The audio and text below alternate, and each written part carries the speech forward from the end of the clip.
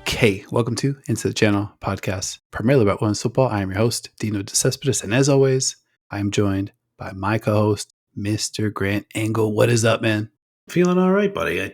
Hanging in there. Try not to look at the news too much unless it's football news. Some good, some bad, some happy, some sad. But that's, I guess, how football is a reflection of the world sometimes. Yeah, transfer in, transfer out, win some, lose some. I mean, it's pretty much name of the game, I'd say. We had some football this past week, some flux in the schedule. Like we're coming off She Believes, like shaking off some of the haze there, a little bit of club action. Well, I guess we got Champions League right around the corner, NWSL right around, like, I don't know, heads kind of spinning a little bit. A lot to talk about. Where do you want to get started? Let's get started with a beer ski because sometimes the work week dictates that you have a midweek beer ski while talking to your pal about football. Or the news week. Also. Cheers. Cheers to you. I think the obvious place to start, though, after the beers, is your Gooners. They're headed to the FA Cup to play Liverpool, coming off a pretty interesting win against West Ham. Definitely interesting win versus West Ham. fell behind twice. Defensively, very shaky, I would say, especially in the first half, especially on set pieces. Silver lining at the end of the first half, though, Chloe Kelly blasts the team back into the match, cutting the lead in half. We go into halftime 2-1, and then we got into the Renee Slager's hours, where there we go. She's like, all right, what kind of artillery do I have? What do I have in my arsenal, so to speak, on the bench that we can bring in? Blackstenius on from Monum right after halftime. Then the roller coaster dips down a little bit. Shakira Martinez, who was unreal. I mean, I think you saw her against City. I don't know if she was as effective, but I mean, she was killing Arsenal on this day. And then Slagers brings in Cooney Cross for Leah Valti, a like for like, and then Caitlin Ford for Kim Little. So at one time, Arsenal has Alessia Russo, Stina Blackstenius, Chloe Kelly, Caitlin Ford, Mariona Caldente, all in attack. I mean, that's a lot of offense to try to contend with. Pretty good. And I think you nailed it by mentioning Chloe Kelly blasting you back into the game. I will say the roller coaster nature, I didn't expect that. But when Chloe Kelly gets that goal right before the half, I was like, oh, they're back in it. They're probably going to win it. Because I'll tell you, not trying to sound like a hater, but we both know that I am. When you guys were down 2-0 and I see you one spot ahead of Man City on the table, it was Birdman hours, and I'm just rubbing my hands together, waiting for you guys to lose to West Ham. But Chloe Kelly and Renee Slagers weren't going to let that happen. No, definitely not. You could throw Katie McCabe in the mix there as well, who opens the 3-goal barrage with an absolute slicer down the end line to just kind of sneak it into the net. Yeah. And then Chloe Kelly, just like maybe a minute later, I mean, it felt like seconds later, puts in a corner. Leah Williamson knocks it in to equalize. And then a ball into Caitlin Ford. Yeah, draws a handball. Mariona steps up, takes the PK, puts them up 4-3. And that's how this one ended. Big 3 points. Big comeback. I mean, big kind of, I don't know, gut check win for Arsenal. Here are my notes on the match that I put in our document here. Heart, guts, guile. That's all. That's what it is, man. You guys, like, you might fall behind, but you're just never out of it. Caldente scores the penalty, cool as you like. You mentioned the attack that you have up top. You're never going to be out of any matches moving forward, at least the way it looks, the way Slagers as a team playing. That's a real key point for Arsenal's mindset. Because I think it's not really, okay, well, is it Russo? Is it Blackstenius? Like, who's our go-to goal scorer? Like, I think on a day like today, where the goals came in many different shapes and forms, and Slagers says, I'm going to play these 5 players, and then even later in the match, he brings on Beth Mead. I mean, all the attackers, got a little bit of shine today. I think what that does is it gives the attack like a collective mindset where it's like, hey, we're dangerous everywhere. It's not like, okay, if our heavy hitter's not coming through today, we're going to slump our shoulders a little bit. Like, no, I think there's definite confidence in the group as a whole. And for Slagers to put so much attacking talent on the field at one time, definitely pretty exciting. I think on the defensive side of the ball, though, I mean, a little worried, like I was excited to see Amanda Ilestead get a couple minutes late in the match at center back, who could, step in and provide, I think, some really, really valuable minutes down the stretch. But you look at Arsenal defensively, West Ham manages 11 shots, 7 on target. Yeah. So it's kind of like, I mean, I think with that much control of the game, you'd like to see a little bit more, maybe control in the final defensive third. And then obviously 2 big ones coming up here against Liverpool and Everton. And that's before heading into Champions League quarterfinals week after next. So I think defensively, I'm going to, my interests are definitely peaked. And then offensively, what's the attack going to look like? I think there's still some evolution to come here. The best defense is a good offense. So, you know what? If that's what Renee Slagers is working with, let's go. If the other team scores 3, you just score 4. That's what the strategy has to be. Yep. I mean, math checks out. Let's fucking go. Yeah. Let's go ahead. Chelsea in action today, taking on Leicester, coming off a 2-2 draw versus Brighton in a match that they were, I think, pretty thoroughly outplayed for most of it. Kind of lucky to escape that one with a draw. They made this one interesting too. 1-0 at the half, 2-1 early in the second half. What did you see from Chelsea to start in this one? Yeah, I mean, I think early it was Kat Macario time. She scores within the first 10 minutes on that free kick. Yep. Banks it off the defender's head in the wall on the free kick to rainbow drop down. That wasn't the first rainbow goal that we were going to see in this match. I mean, Macario and ABJ, Aggie Beaver Jones, great chemistry. We saw that later on the second goal. Macario, Canarud, Ramirez, ABJ. That's a solid top 4 that can run at you, that can body you. They could beat you in multiple different ways, and they're just going to be able to do it more often than not. Yeah, and I think I want to rewind a little bit real quick to the Brighton match. Lauren James, who was awesome, in that one, and who for their first goal finds Standy Baltimore, who's like coming all the way upfield from left back and smashed in a volley that was pretty wicked. So I think attacking wise, like they've got so much up front. And Lauren James, I think when she's on, I don't know, for me, I think the best player in the WSL. I think I feel comfortable saying that. Yeah, I can hear that. I mean, obviously, Miedema post injury, you could ask questions. Bunny Shaw's the leading goal scorer.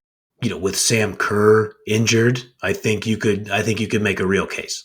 Yeah, no doubt. And I think great call on Macario, obviously earns the free kick. Yep. That first off to draw the foul in a dangerous spot. The back heel was nasty. ABJ basically walks it in to put them up 2-0. But Leicester wasn't necessarily going to roll over. They still had a little bit of magic left in the tank. I mean, that Yuka Momiki goal. Come on, man. Like the audacity to hit the chip from that close to the goal line. Yeah. Like, what are we talking about here? And then the touch to even make the chip work. I think I just stared and just said, shut up, like 3 times. Well, after that was scored. I couldn't believe the touch and even thinking like, chip is the right move here. And it'll die just in time to cross over the line. It was just absolutely insane amount of skill from Momiki, who obviously U.S. women's national team fans will remember. Pretty awesome. 100%. Yeah. And I think so instinctive too. Like didn't think twice, barely thought once about it. I mean, it was just boom, boom, and right where it was supposed to go. And her run, she basically splits Jean-Francois and Millie Bright, neither of whom were anywhere particularly close. I mean, she just cut through and was just absolutely by herself. And like you said, the chip was nasty, brings them back into the match 2-1. But 86th minute, ITC Hall of Famer Aaron Cuthbert slams the door shot on this one, 3-1 in what was a pretty well contested match. But I think stop me if you've seen this one before. Chelsea, rides their depth and their pedigree to a win. To basically just kind of stretch things out down the stretch and take home the 3 points. Interesting run of form to have a kind of close match against Leicester off the draw versus Brighton. Mm-hmm. I think it bears monitoring, but like you said, the depth is there, the skill is there, the coaching is there. I'm sure they'll be fine, but we got to see how they look kind of as we continue and build toward these Champions League fixtures coming up. Yeah, and I think a couple interesting nuggets. Speaking of the coaching, we saw Bon Pastor slide Lucy Bronze to center back, which I thought worked pretty nicely, actually. Sure. When you think about Bronze's IQ, her toughness, her positioning, her kind of take on ability, all real assets for Chelsea if she's able to log a few minutes here and there at center back. And it allowed Ashley Lawrence to come in the game without taking Bronze off. So gives them a nice new dimension. And I also kind of want to call out Micah Hamando, who apparently is just always open, always available to receive the ball, just your friendly neighbor just a few yards away to kind of like keep the attack going. Hamano's just incredible from that standpoint. Her positioning is great. and so tough to defend, so creative. And she was a real problem today for Leicester. So I think those couple players I'll be keeping an eye on. And then coming up here, Chelsea, very busy March, take on Crystal Palace in the FA Women's Cup quarterfinals before embarking on the rarely seen home and home and home and home against Manchester City. Yeah, you're gonna be seeing a lot of that Chelsea squad. But after a couple, not so high flying matches for Chelsea, did you see anything you think City can take advantage of? Yeah, I mean, you talk about Momiki able to kind of split the defense on that great run on a good pass. I feel like those type of moves are something that Jess Park or Mary Fowler could be playing players into those kind of runs, whether it's Cataline or Bunny Shaw. I think it's going to be a test of like whose back line is going to hold up better Totally. in like across those four, and what kind of value. Like obviously they're going to play for the League Cup final. Does City go harder than Chelsea in that case, or would we even be able to tell if City is going harder than Chelsea in that, because Chelsea is so deep? I'm also obviously very curious. We got a little bit of Naomi Girma against Brighton, and then she leaves with that calf injury. I think the last thing I saw was that Bon Pastor said she didn't think it looked too bad, but I mean, what weaknesses do I see that City can exploit in Chelsea Football Club? Hard to say. Just try to get in behind the defense and try to score and try to keep up with them. I think calling out the back four for each of the sides, I think is really prescient. Like we've seen definitely some holes in each of their defenses. Yeah. But speaking of City, they had a match today as well. We're recording this Wednesday against West Ham. What'd you see in that one? So they blow a 1-0 lead to West Ham. Pavi hits a great shot to beat Yamashita near the death in stoppage time, second half stoppage time, to secure the draw for the Hammers. When you leave a small margin for error like that in those kind of matches, that kind of thing can happen, especially with a player like Pavi on the field. Ueki had to hit a great pass to kind of set Pavi up. The title race has been over for weeks. Like we knew what time it was relatively early. But speaking of small margin for error, Champions League qualification for next year is, I think, in some pretty serious peril at this moment for Manchester City. Their next match in that 4-week stretch of Chelsea matches includes a league match versus Chelsea.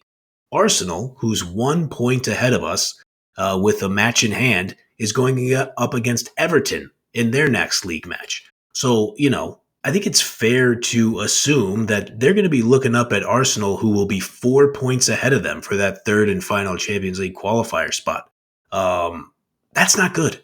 I would say that's dangerous. Like, you never know what could happen. Like, obviously, Arsenal on a different day maybe could have lost to West Ham and dropped all 3 points. But if you're 4 behind at this point in the season, we're 16 matches in for most of the squads. Yeah, you're in real danger of not qualifying. And then, Manchester City doesn't pay managers to not qualify for the Champions League. Yeah, I think that would put Gareth Taylor in a really tough spot. And then you look at United. United, they're 3 points ahead of Arsenal. So they also have that game in hand. They're 4 points ahead of City. So they might be tough to catch. But yeah, the end of the season really creeps up on you.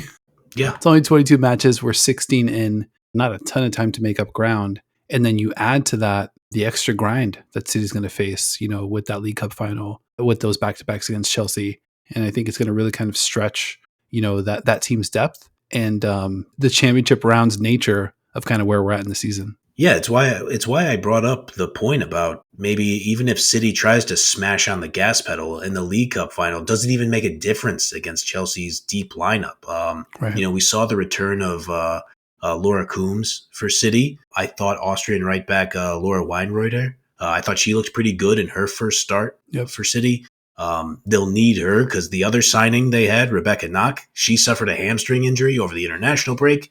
I mean, can you get players back in time and then get them in form enough to try to make a run at qualifying? So obviously Lauren Hemp comes to mind. She was dynamite earlier in the year before she suffered that injury.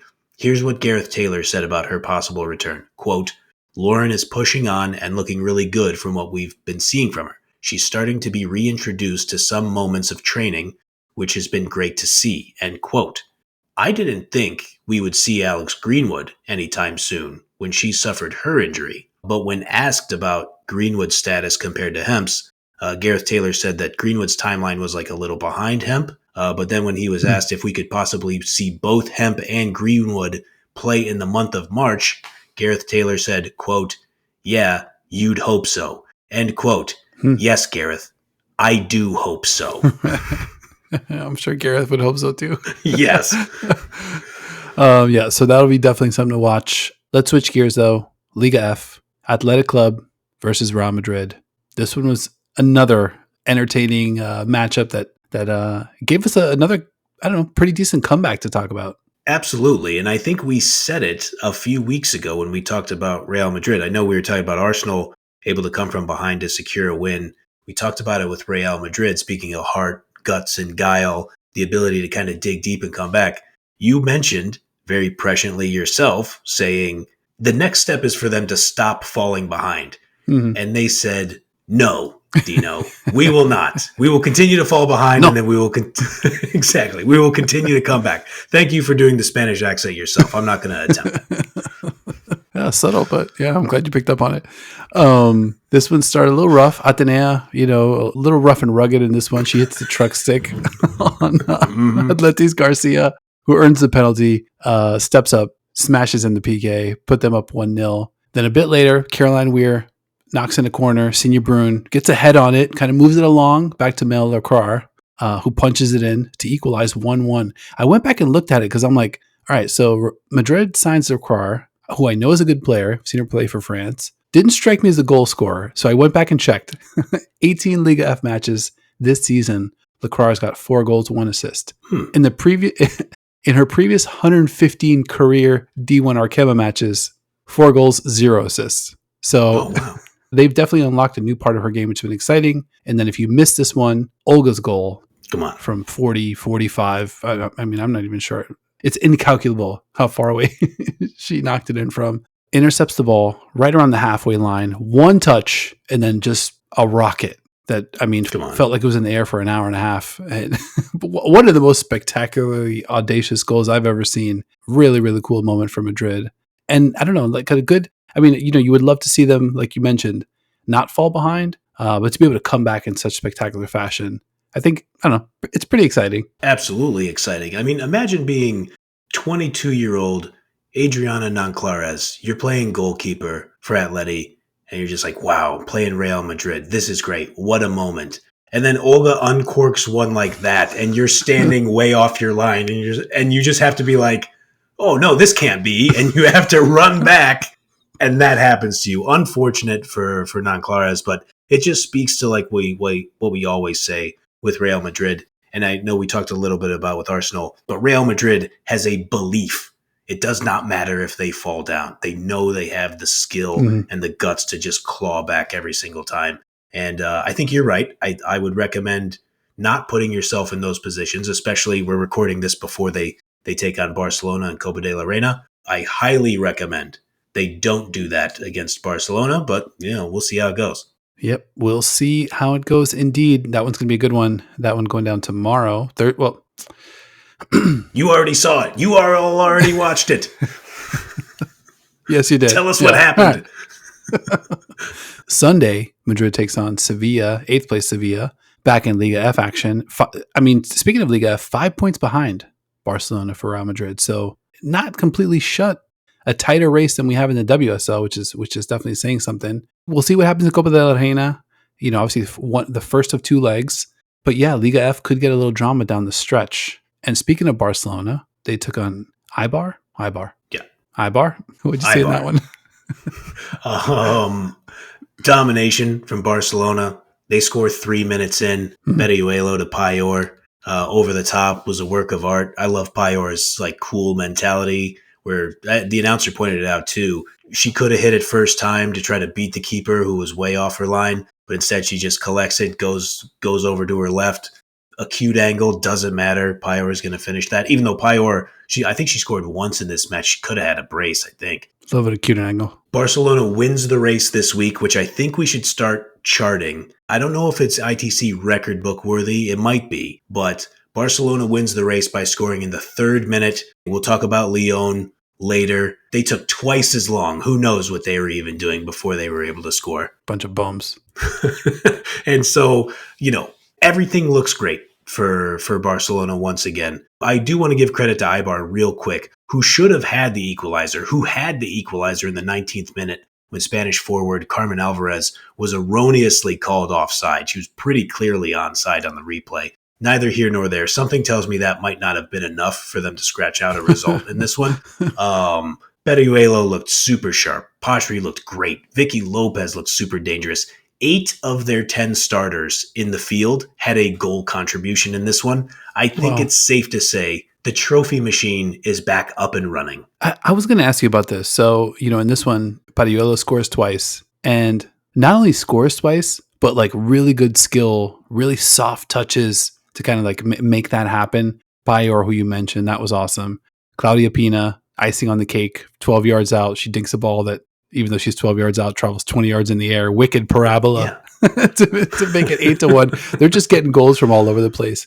In sort of my meandering, in terms of analyzing the sport, am I just kind of doing a lot of work to manufacture storylines about how and why, if everything broke perfectly, Barcelona might not win the Champions League? Or are they just a shoo-in and, I'm just kind of going through these mental gymnastics just to try to keep myself entertained? I think that's part of the fun of watching sports. I mean, people tried to do it to the Chicago Bulls in the 90s. People tried to do it to the Lakers in the 2000s. People tried to do it to the Warriors in the 2010s.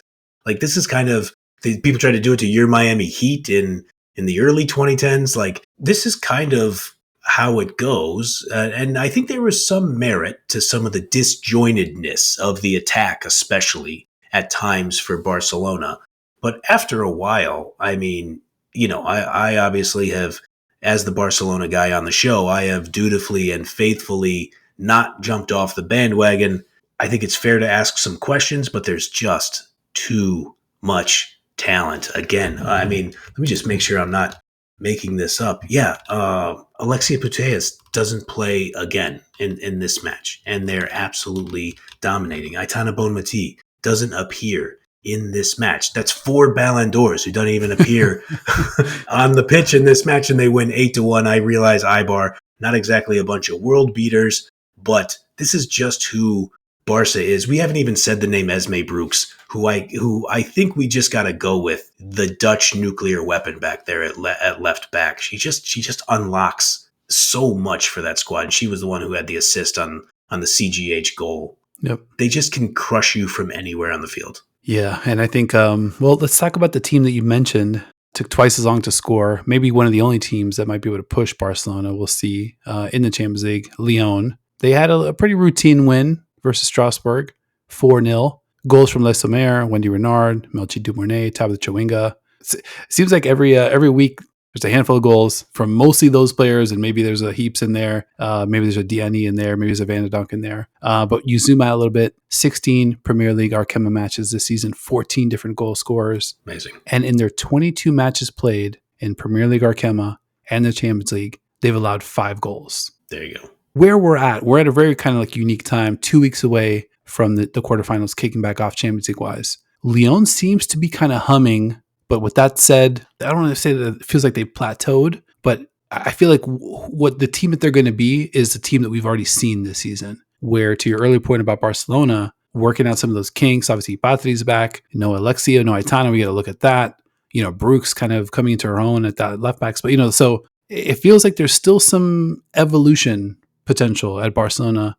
Lyon feels a little bit more maybe solidified. Can I interest you in Vicky Beccio coming back and playing her first league match since January 8th? Yep, good call. Could I possibly interest you in Seattle Reign legend Sofia Huerta looking like she's getting more comfortable back there as well? Fair. Could I interest you in Tarsiane, not yet coming into her own for Lyon as well? But I do think you make a lot of points, especially in the attacking half of the field. It does feel like they kind of got their rotation. They're kind of set. But I think some of the Lyon supporters might be like, hold on a second. We're in third gear dominating Premier League Arkema, and we know when to ramp it up. And maybe, they lose Bon Pastor, but all that institutional knowledge still rests within a lot of those world-class players. So I do wonder if they think, okay, against Strasbourg, against Montpellier, against Reims, Guingamp, sorry to all our French pals who had to listen to me recite those names.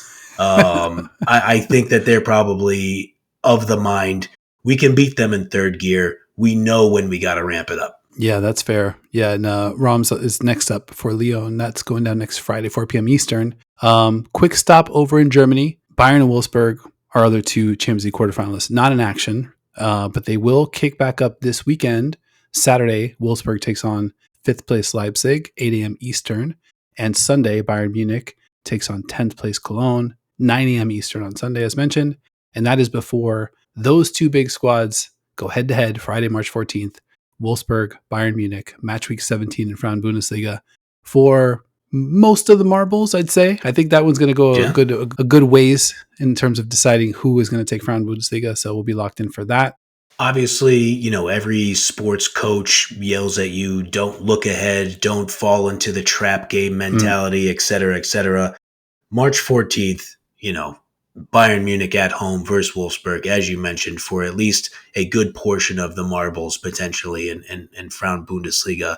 You got to ask yourself the question. So Bayern Munich is going up against Lyon in the Champions League quarterfinals.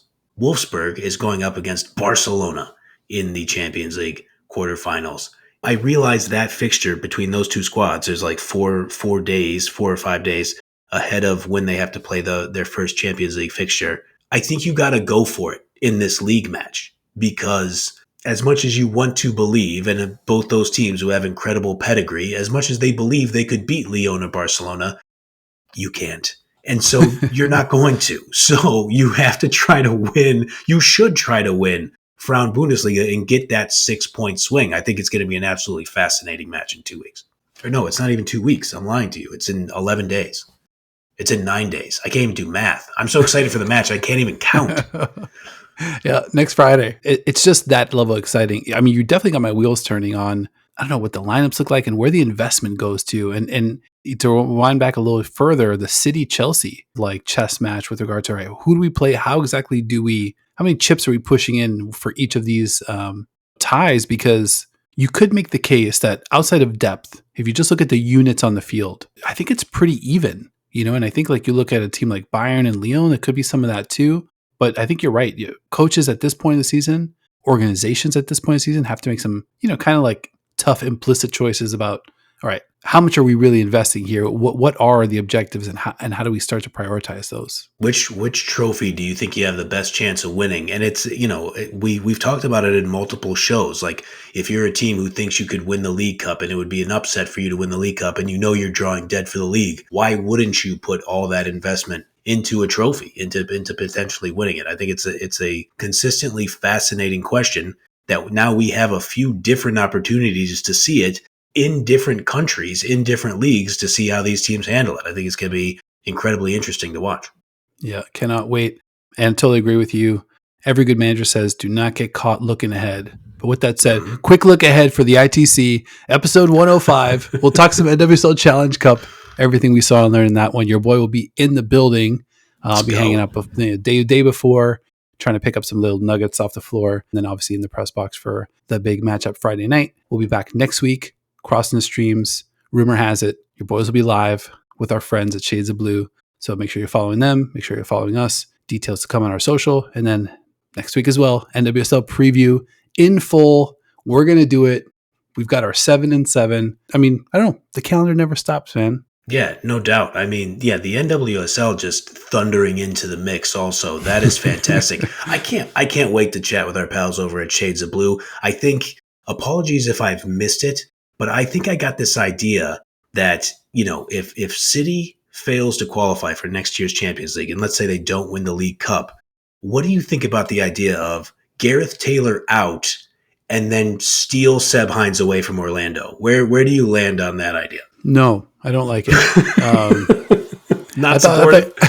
No, I thought you said Garrett Taylor out. Maybe Garrett Taylor, joins the show and talks to us about everything that went wrong, and maybe kind of help us from a coach's corner standpoint. But yeah, no, that's not a trade that I'm interested in making. So denied. We'll expect a counter via fax early tomorrow morning. Fair enough. I understand. All right, man. Anything else you want to hit before we get out of here? I think what a couple weeks of football we have coming up here. Excited to talk about it with all of you. Absolutely. This has been another episode of Into the Channel. Thank you for hanging out. If you enjoyed the show or love women's football as much as your boys do, make sure you're kicking it with us each and every single week. Like if you liked, subscribe, follow YouTube, Spotify, Apple Podcasts, wherever you like to watch or listen. Leave us a review over your favorite podcast app. We want to hear from you. We love hearing from you. Links to all of our socials, except one, in the show notes of this episode. And a big thank you to my co-host as well, Mr. Graningo, for traversing the leagues, traversing the continents. Doesn't matter where, when, time zones, who gives a shit. You're always there for me, buddy, and I appreciate you. Likewise, my good man. Even when I offer you terrible trades, you're always very kind and generous to me. So I appreciate that. Just like we appreciate all of you for checking us out, dropping knowledge in the comments. Thank you for that. And we will see you all next time.